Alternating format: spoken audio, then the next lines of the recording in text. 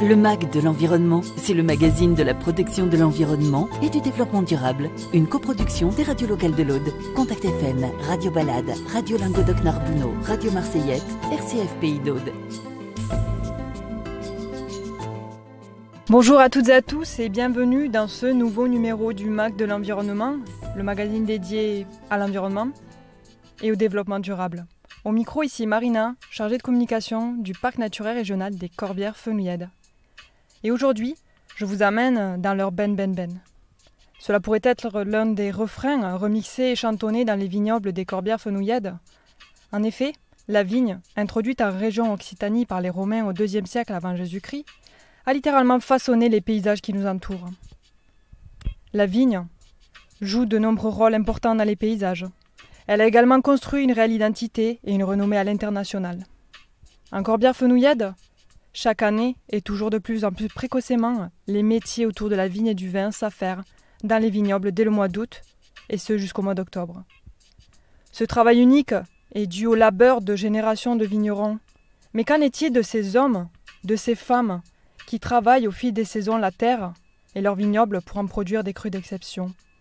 Eh bien aujourd'hui nous partons en immersion au cœur de ces forces vives qui font vivre le parc, génèrent une activité locale et permettent une gestion durable des milieux. Nous sommes ici à Tuchan, au siège administratif du parc naturel régional Corbières-Fenouillèdes, et depuis nos bureaux, l'équipe du parc est aux premières loges pour contempler le travail des viticulteurs. Nous pouvons observer les vignerons armés de leurs tracteurs venant apporter leurs récoltes dans les caves coopératives du Montoche. Pour vous en dire davantage, je vous emmène dans les coulisses d'une cave coopérative. Bonjour Monsieur Étienne Laris, vous êtes président des caves du Montoche. Oui, tout à fait. Je suis dans ma 4e année là, depuis 2019. Merci de nous accueillir dans vos caves. Pouvez-vous nous dire à quand remonte l'implantation de la cave coopérative sur la commune de Tuchan et quelles sont les grandes dates à retenir pour cette cave emblématique des Corbières? Bon alors, pour la petite histoire, en fait, au début des années 1900, le Languedoc a connu une crise importante, une mévente des vins, et plusieurs courtiers qui venaient chez les vignerons, puisqu'à cette époque-là, chaque viticulteur faisait le vin en fait pour lui-même dans sa propre cave. Ils étaient souvent donc pas considérés par ces gens-là, et on va dire qu'ils achetaient le vin au plus offrant. Et donc pas suffisamment cher pour pouvoir en vivre. Et c'est là que nos anciens ont décidé de se regrouper pour créer cette cave coopérative. Et donc en 1913, Montoche a vu le jour, donc ça fait plus de 100 ans maintenant. Et ça leur a permis de pouvoir parler d'une seule et même voix face à ces courtiers et de pouvoir enfin négocier le fruit de leur travail à sa juste valeur. Voilà. Grande date, donc 1913 pour la création de la cave coopérative, voilà. Après, il y a eu des évolutions en termes de qualité dans les vins. Donc en 1936, il y a eu la création de l'AOC Côte d'Agly qui a fait, pour les vins doux naturels, qui a fait la richesse de beaucoup d'adhérents de cette cave après-guerre, on va dire. Jusqu'aux années peut-être même 90, hein, ils en ont bien vécu. En 1948, on a l'AOC Fitou, c'est la plus vieille appellation en vin rouge du Languedoc, et la plus petite aussi, qui a été créée en 1948, donc 9 villages, donc Tuchan, Villeneuve et Paziol, qui font partie maintenant de la cave coopérative. En 1985, il y a eu la création de l'AOC Corbières. En 1985, oui, l'appellation Corbière donc. Et donc on a nos producteurs de Durban qui sont tous dans l'appellation Corbière. Voilà. Après les dates importantes, en 1993, il y a eu le regroupement avec la cave coopérative de Paziol, donc qui sont venus à la cave du Montoche. En 1999, c'est les caves de Villeneuve et de Durban qui sont venus nous rejoindre. Aujourd'hui, donc, on est les 4 villages, ça n'a pas bougé depuis. Voilà. Dans les années 2000, on a fait des gros travaux pour faire les nouveaux chais de vinification qui sont dehors, là, toutes les cuves inox. Ça a été fait en 2 phases. Donc les dates exactes, je ne les ai pas, je n'étais pas encore à la tête, mais c'est au courant des années 2000 jusqu'à 2008 à peu près. Voilà. Après, malheureusement, on a été une cave qui tournait fort sur l'export. Et on a eu une chute des ventes sur l'Angleterre et sur les pays du nord de l'Europe. Ça a engendré une crise économique sans précédent. Ça nous a obligés à revoir un peu la copie. Donc on a décidé en 2013 de faire un partenariat avec les grands chais de France, débouchant sur un changement de politique commerciale et de gestion de cave pour avoir une meilleure rentabilité et pouvoir développer encore plus la qualité de nos produits. Donc voilà, on est dans cette phase-là depuis 2013 maintenant. Combien de viticulteurs coopérateurs sont engagés à vos côtés et donc voilà, contribuent à cette économie locale? Combien vous avez de personnes à vos côtés? Alors aujourd'hui, précisément je dirais 105 adhérents. On a toujours tendance à dire une centaine, mais on est 105 adhérents autour de 1000 hectares de vignes sur les 4 villages. Voilà. D'accord. Et en termes d'agents, d'employés dans votre structure, combien vous avez d'employés autour de ces métiers du vin? Y a-t-il un renfort estival peut-être? Oui, tout à fait. Des effectifs? Alors, en termes d'employés à l'année, on est 14 salariés sur la structure. Et on a un renfort parce qu'on a aussi deux propriétés, le château de Ségur et le château de Montmal sur Villeneuve et Tuchan. Donc on a déjà on a un renfort de personnel pour la taille, le relevage et forcément les vendanges. Et après en cave, à l'année, en cave proprement dit, les cavistes ils doivent être 4. Et quand on arrive en période de vendange, je dirais à la louche, parce que je l'ai pas compté exactement, je pense qu'on renforce l'équipe parce qu'il y a équipe de jour et équipe de nuit là. Je pense qu'il y a au moins 16 personnes de plus qui gravitent autour de la cave pour la vinification pendant les périodes de vendange. Et ça, même au début des vinifications, jusqu'à peut-être mi-octobre, fin octobre. D'accord, très bien. Donc de l'emploi local durant cette période estivale notamment. Voilà, de plus en plus difficile à trouver d'ailleurs, parce qu'on a du mal à trouver du monde pour travailler dans notre secteur, de plus en plus. Et en termes donc de valorisation économique des productions agricoles, on évoque souvent des labels. Vos produits bénéficient-ils de labels de qualité, des AOP, des IGP? Comment ça se... Alors, en termes d'AOP, oui. Donc, on a, comme je vous disais tout à l'heure, on a nos AOP Fitou, nos AOP Corbière et vin doux naturel, avec le muscat de Rivesaltes, les macabeux ambrés, enfin tout ce qui est vin doux naturel. On a aussi des IGP. On est dans la zone IGP Vallée du Torgan et Vallée du Paradis. Donc, Vallée du Torgan pour le secteur Tuchan-Paziol, Vallée du Paradis pour le secteur Villeneuve et Durban. Et après, en termes de label, on peut parler aussi d'environnement, puisqu'on est aussi labellisé 100% HVE3, haute valeur environnementale. Donc ça fait 3 ans qu'on est parti dans l'aventure. Et depuis l'an dernier, on est 100% HVE. Voilà. On a décidé cette année avec le conseil d'administration aussi d'aller un peu plus loin dans la démarche, puisqu'on demande à faire partie des vignerons engagés. Donc on passe dans leur conseil d'administration le 6 octobre, j'espère que ce sera favorable. De là, on va avoir un audit et voir si on peut participer à ça. Alors, vigneron engagé, ça veut dire, bien entendu, sur le vignoble, faire de plus en plus attention à la nature. Mais ça veut aussi dire avoir un respect pour nos salariés, un impact important pour nos communes et pour notre environnement, quoi. Y compris dans le social, y compris en termes de qualité de travail dans nos vignes. Voilà. En plus de ça, on a pas mal de viticulteurs qui partent maintenant en bio. Et je suis assez fier parce qu'on a aujourd'hui 250 hectares qui sont partis dans le label bio, qui sont soit déjà confirmés, soit en cours de validation, en conversion, puisqu'il faut 3 ans pour pouvoir produire du bio. Donc ça veut dire quand même 25% de notre surface, allez, d'ici 2 ans, sans compter les nouveaux qui vont s'y mettre, mais dans 2 ans, on aura 25% de nos surfaces qui seront toutes qualifiées en bio.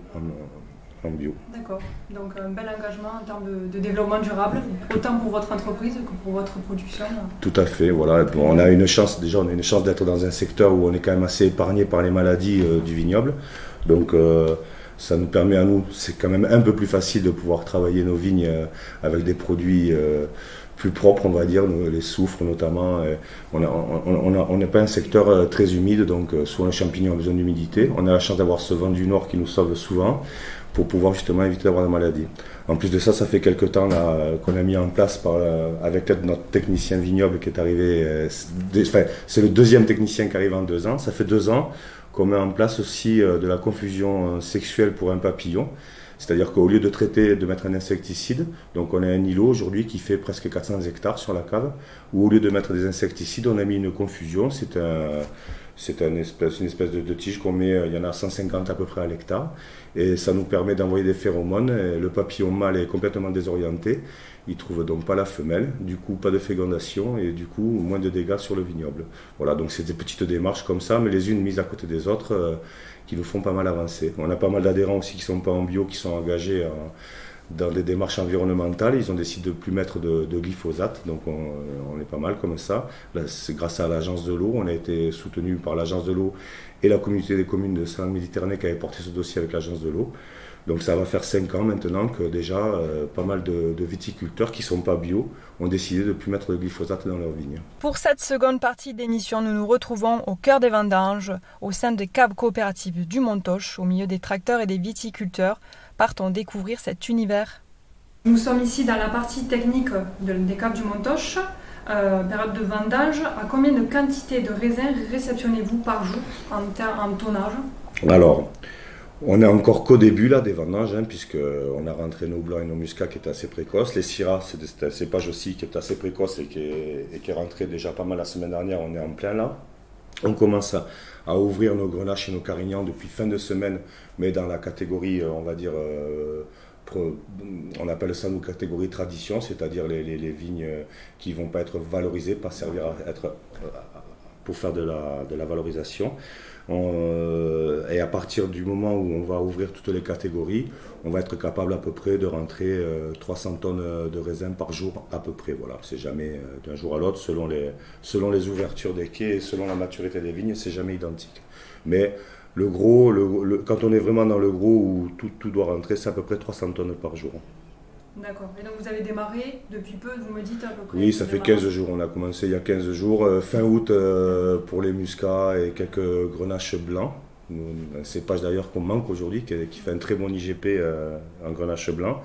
Et de suite derrière, on a commencé à rentrer quelques macabeux et des syrahs qui commençaient à être mûrs. Et là, on va dire qu'on est plutôt sur la fin des syrahs. Là, il doit nous rester 5-6 jours de syrahs pour celles qui vont rentrer maintenant. Peut-être quelques-unes qui peuvent attendre pour aller chercher un peu plus de maturité. Et on va rentrer maintenant dans les cépages Grenache et Carignan.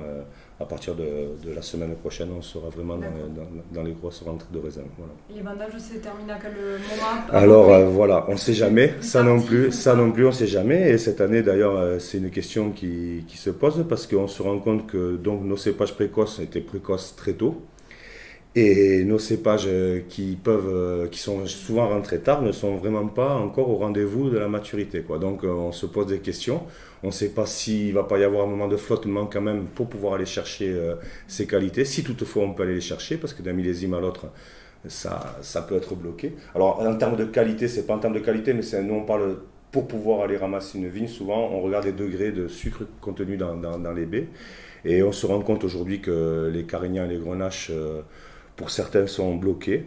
Donc le changement de météo, je sais que c'est le vent du Nord, une fois de plus, notre sacré vent du Nord va peut-être nous aider à faire monter ses maturités, puisqu'il est prévu. Et comme on a manqué d'eau, l'eau nous aide aussi, mais on a manqué énormément d'eau.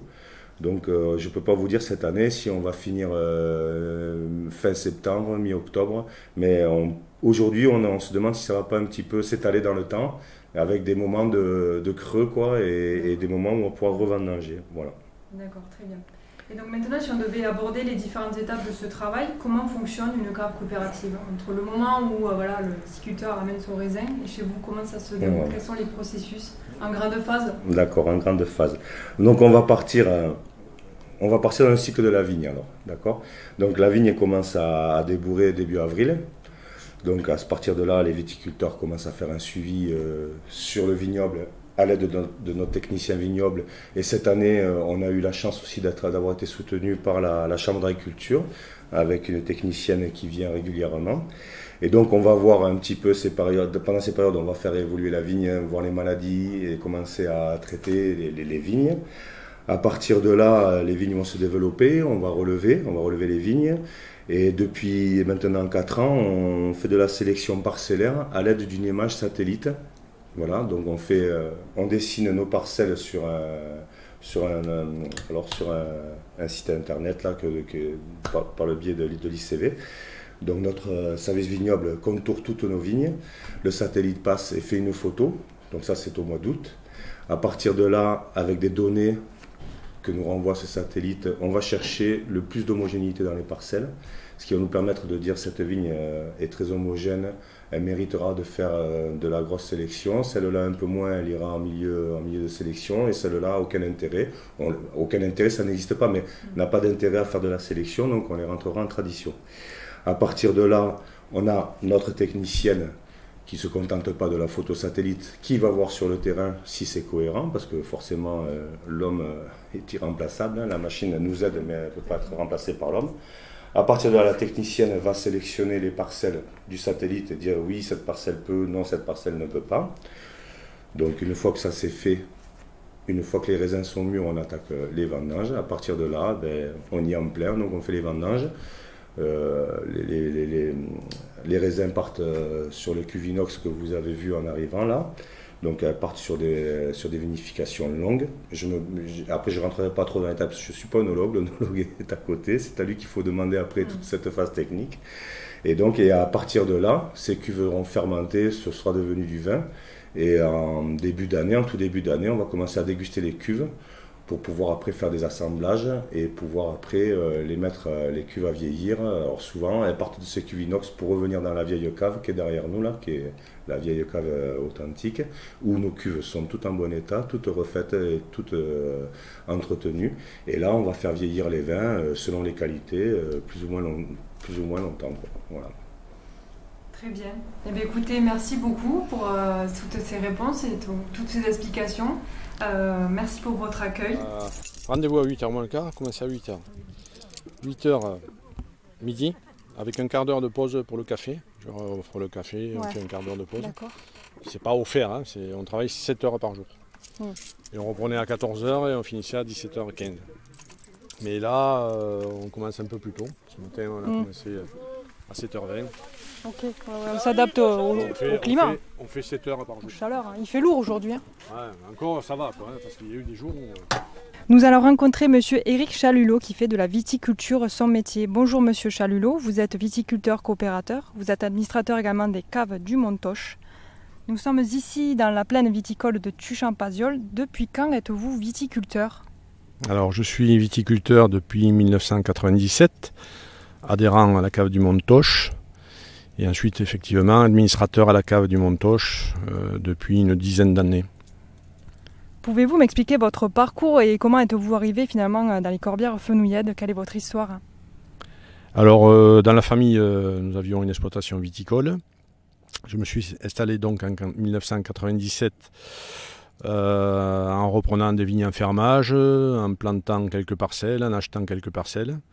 Et avec l'intermédiaire de mes parents, avec l'aide de mes parents, j'ai pu créer ma propre exploitation. Comment s'annonce cette récolte 2022 face aux conditions climatiques qui ont été assez extrêmes, hein, avec des sécheresses exceptionnelles, une canicule forte? Comment ça s'annonce? Alors pour nous, dans le secteur, ça ne s'annonce pas si mal que ça.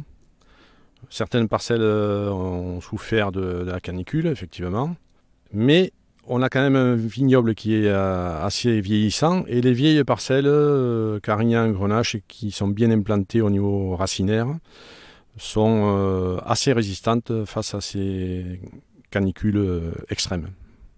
Nous sommes donc sur les parcelles de la commune de Tuchan. Avez-vous d'autres vignes dans le secteur ? Alors j'ai effectivement des parcelles sur la commune de Vingros, exclusivement du muscat petit grain. Ensuite, j'ai des parcelles sur la commune de Paziols et Tuchan. Et quels sont donc les cépages qui sont exploités sur vos parcelles et quelles sont leurs particularités ? Alors, nous avons essentiellement du Carignan, du Grenache noir, des Grenaches blancs, des muscats d'Alexandrie, des muscats petit grain, de la Syrah, du Mourvèdre. Et ce qui forme les cépages du Fitou, sont les Carignan, Grenache et Syrah et Mourvèdre également. Quels sont le degré idéal de cette récolte selon les cépages? Peut-être y a-t-il des différences en fonction des cépages? Alors pour les Carignan, nous demandons à l'ensemble des coopérateurs d'arriver à un niveau quand même qui est assez élevé, donc c'est-à-dire 13,5 au minimum, donc jusqu'à 14,8 sur des grandes cuvées. Ensuite, les Syrah également, nous cherchons sur l'ensemble des cépages une maturité optimale afin de faire des grands vins, puisque la maturité, c'est ce qui fait les grands millésimes. Vous êtes donc accompagné d'une coille, c'est-à-dire d'un personnel vendangeur à vos côtés, cette troupe qui s'active depuis le lever du soleil pour pouvoir vendanger. Vous êtes accompagné de combien de personnes pour cette récolte 2022 ? Alors j'ai une équipe dite coille, ça c'est l'appellation ancestrale, de 10 coupeurs et 2 porteurs. Voilà, donc je vendange 80% de mon exploitation à la main. Voilà, donc 20% à la machine. Et je suis convaincu que les vieilles parcelles sont quand même adaptées à ce climat très compliqué que nous vivons aujourd'hui dans cette période. Et pourquoi il vous semble donc important en tant que viticulteur de contribuer à cette démarche de développement durable et comment voyez-vous la viticulture dans les années à venir ? Alors dans l'ensemble des coopérateurs, nous avons adhéré à une démarche haute valeur environnementale qui implique les gens face au respect de l'environnement. Et quand on exerce le métier de viticulteur ou de vigneron, je crois qu'il faut avoir un grand respect de la nature. La nature est assez complexe, il faut la comprendre, il faut suivre et s'adapter. Voilà. C'est l'essentiel du travail des agriculteurs, c'est essayer d'être capable de s'adapter à des situations extrêmes. L'avenir dépendra des capacités, la capacité des hommes de réagir et de travailler en harmonie avec la nature, même dans des conditions extrêmes. Très bien. Et donc de donner peut-être un espoir aux jeunes générations de pouvoir initier ce métier, peut-être aussi. Ce qui serait capital pour nous, c'est de pouvoir transmettre nos exploitations à des jeunes futurs vignerons ou viticulteurs, ce qui est un atout majeur de la cave coopérative, puisque d'année en année, on perd quand même pas mal de gens, donc on perd de la surface. Et il faut quand même qu'on maintienne un certain volume pour maintenir notre activité au niveau de la cave coopérative. Je pense que ça va être complexe, puisque les gens ont tendance à essayer de choisir des métiers plus ou moins faciles pour gagner leur vie. Être viticulteur ou vigneron, c'est pas un métier facile.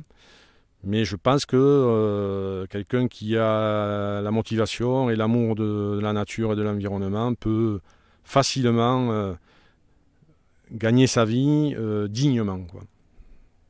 Très bien. Écoutez, merci sur ces belles paroles. Je vous remercie pour cette interview. Merci pour votre accueil sur vos parcelles. Merci beaucoup. Avec plaisir, merci. L'essentiel, tu vois, c'est que ça fasse le degré. Parce que là, si jamais ça passe pas au degré, là je pleure. Parce qu'on a des règles quand même qui sanctionnent si jamais tu n'es pas au degré. Il faut que je fasse 13,5 minimum. Si je ne suis pas 13,5, je tombe dans une catégorie inférieure et je perds 30 € par hecto. Super vendageur. Ouais, non, c'est pas trop bien. Comment on fait ça ? Ça, c'est des grappillons. Excusez-moi, j'ai laissé tout ça. Bruno, je vais vider là. Vous avancez le patrouille. De la production à la consommation, du raisin au vin, de la vigne au verre, ce métier aux multiples facettes, en fragile équilibre entre les aléas de la nature et la loi du marché, a su traverser les âges en s'adaptant sans cesse. Quelle que soit la taille de leurs exploitations ou le prestige de leurs vins, les vignerons ont connu de grands bouleversements depuis le XIXe siècle. Ce métier est de nos jours en pleine transition et en adaptation constante face au changement climatique. Nous tenons particulièrement à remercier et à féliciter la commune d'Aupoul-Périos pour la mise en place d'une vigne pédagogique à destination donc des enfants de la commune qui ont collaboré à la vendange 2022. Nous les félicitons pour ce travail, ce qui permet de semer des graines d'espoir, des graines d'avenir pour de futurs viticulteurs. En lien direct avec cette thématique de la viticulture et pour conclure, le Parc naturel régional vous propose le samedi 15 octobre 2022 une animation sur les secrets du vin. L'animation se déroulera sur la commune de Maury. Nous partirons à la découverte de ce terroir d'exception. La journée sera consacrée à une visite de cave coopérative, une rencontre avec un œnologue et un atelier autour des sciences et des terroirs sera organisé par l'association Kimio. Pour plus d'informations sur le parc naturel régional Corbière-Fenouillède, rendez-vous sur sa page Facebook, mais également sur son site internet www.parc.corbière-fenouillède.fr. Merci à l'ensemble des membres interviewés lors de cette émission. Merci à vous, chers auditeurs, pour votre écoute. Merci RCF pour votre accompagnement technique. Je vous souhaite une belle fin de journée et vous dis à bientôt pour de prochaines escapades en Corbière-Fenouillède. C'était le MAC de l'environnement, le magazine de la protection de l'environnement et du développement durable. Une coproduction des radios locales de l'Aude, Contact FM, Radio Balade, Radio Languedoc-Narbonneau, Radio Marseillette, RCF Pays d'Aude.